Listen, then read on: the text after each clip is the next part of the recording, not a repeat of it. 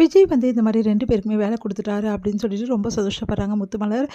டேய் உண்மையாலே அந்த தம்பி வந்து ரொம்ப நல்ல தம்பிடா. இங்க பாரு உன் தங்கச்சிக்கும் வேலை குடுத்துருக்காங்க அவங்க வீட்ல.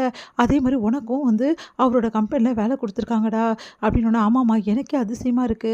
நான் வேலை இல்லாம எவ்வளோ கஷ்டப்பட்டு இருந்தேன். இப்போ அவரே வந்து வேலை குடுக்குறேன்னு சொன்னோனே எனக்கு சந்தோஷம் தாங்க முடியல. நாளைக்கு காலைல முதல்ல போயிட்டு மனசு ஏதோ மாறிட போறாரா, முதல்ல வந்து ஜாயின் பண்ணிடுறா அப்படின்னு. சரிம்மா நான் நாளைக்கே போயிடுறேன் அப்படின்னு சொல்லிட்டு சொல்லிட்டு இருக்காரு கிருஷ்ணா.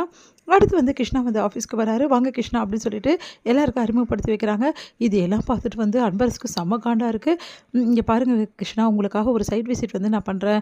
இந்த சைட்டில் தான் நீங்கள் எல்லா வேலையும் பார்த்துக்கணும். சரியா? உங்களுக்கு என்ன வந்து இதில் சேஞ்சப் பண்ணணும் பண்ணுங்க. உங்களுக்கு நான் ஃப்ரீயாக விட்டுடுறேன் அப்படின்னு சொல்லிட்டு வந்து சொல்கிறாரு. சரின்னு சொல்லிட்டு சொல்கிறாங்க. அதன்படி வந்து அந்த சைட் விசிட் வந்து போயிட்டு அங்கே என்னென்ன இருக்குது ஏது இருக்குது அப்படின்னு சொல்லிட்டு எல்லாத்தையும் பார்த்துட்ருக்காரு. விஜய் என்ன பண்ணுறாரு, இவர் எப்படி வேலை செய்கிறாரு என்ன பண்ணுறாரு அப்படின்னு சொல்லிட்டு அங்கே அவங்களுக்கு எனக்கு வந்து அப்டேட் பண்ணணும் நிமிஷம் அப்படின்னு சொல்லிட்டு வந்து அங்கே இருக்க ஸ்டாஃப் வந்து ஒருத்தரை நியமிக்கிறாரு. அதன்படி வீடியோஸ்லாம் எடுத்து அனுப்புங்கன்னு சொல்கிறாரு. இங்கே என்ன பண்ணுறாரு, இந்த குழப்பத்தை உருவாக்கணும் அப்படின்னு சொல்லிட்டு பிளான் பண்ணி அன்பரசு அங்கே போகிறாரு. நீ யார் இந்த வேலையெல்லாம் செய்யறதுக்கு? இங்கே பாரு, வந்தியா இன்றைக்கி தானே வந்த, நீ எந்த வேலையும் செய்வேனா, உன் வேலை என்னமோ அதை பார்த்துட்டு நீ வந்ததே எனக்கு பிடிக்கல, தேவையில்லாததில் தலையிடாது. இங்கே பாருங்கள், இந்த பையன் சொல்கிறது யாரும் எதுவும் செய்யவே கூடாது அப்படின்னு சொல்லிட்டு இருக்காரு. என்ன சார் இப்படிலாம் பண்ணிகிட்ருக்கீங்க, நான் கரெக்டாக தானே சார் வேலை பார்க்குறேன்னு சொல்லிட்டு கிருஷ்ணா சொல்கிறாரு. அதெல்லாம் ஒன்றும் நீ பார்க்கல, எனக்கு தெரியாத உன்னை பற்றி, நீ சொல்கிறதெல்லாம் எதுவும் செய்யாதீங்க, நான் சொல்கிற மாதிரி செய்யுங்கன்னு சொல்லிட்டு மாற்றி விடுறாரு. என்ன கிருஷ்ணா என்ன பண்ண தெரியும் தவிக்கிறாரு. இங்கே இந்த விஷயத்துக்கு எல்லாத்தையுமே வந்து விஜய் வந்து பார்த்துட்டு வந்து இங்கே வராரு. வந்து அவங்க சித்தப்பா, இங்கே பாரு விஜய், அந்த பையன்லாம் வேலைக்கே ஆக மாட்டான், பார்த்தல சைட்டில் வேலையே சரியாகவே நடக்கலை. ஓ அந்த பையனால் தான் வேலை நடக்கலை? ஆமாம், அந்த பையன் வேணும்னே உன் வேலையை கெடுக்கணும்னு தான் வந்திருக்கான். இவன் சேர்ந்ததுக்கு காரணமே உன்னை வேலையை இல்லாமல் பண்ணுறதுக்கு தான். பார்த்தல எப்படி பண்ணுறான்னு சொல்லிட்டு. அவன்லாம் வேலைக்கு ஆக மாட்டான் விஜய் அப்படின்னா, அவன் வேலைக்கு ஆக மாட்டானா?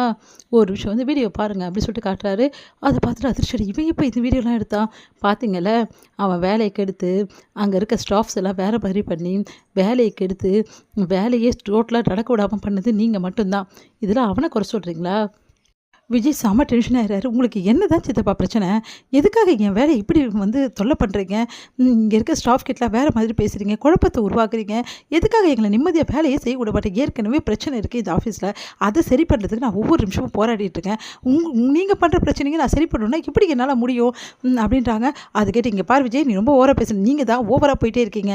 இங்கே பாருங்கள், இந்த பிரச்சனையெல்லாம் சரி பண்ணுற வரைக்கும் நீங்கள் இந்த ஆஃபீஸில் வர வேணாம், நீங்கள் வீட்டை பார்த்துக்குங்க, நாங்கள் ஆஃபீஸை பார்த்துக்குறோம், அதுக்கப்புறம் பிரச்சனை எல்லாம் சரியானோன்னா பார்க்கலாம் அப்படின்னோட. என்ன விஜய், அப்போது என்ன இங்கேருந்து போக சொல்கிறியா? ஆமாம், அதை தான் சொல்கிறேன், அதான் சுற்றி வளைச்சி சொல்கிறேன்ல, எனக்கு பார்த்துக்கிறேன் அப்படின்னு. நான் சுற்றி வளைச்சி சொல்லியே, நேராக தான் சொல்கிறேன்.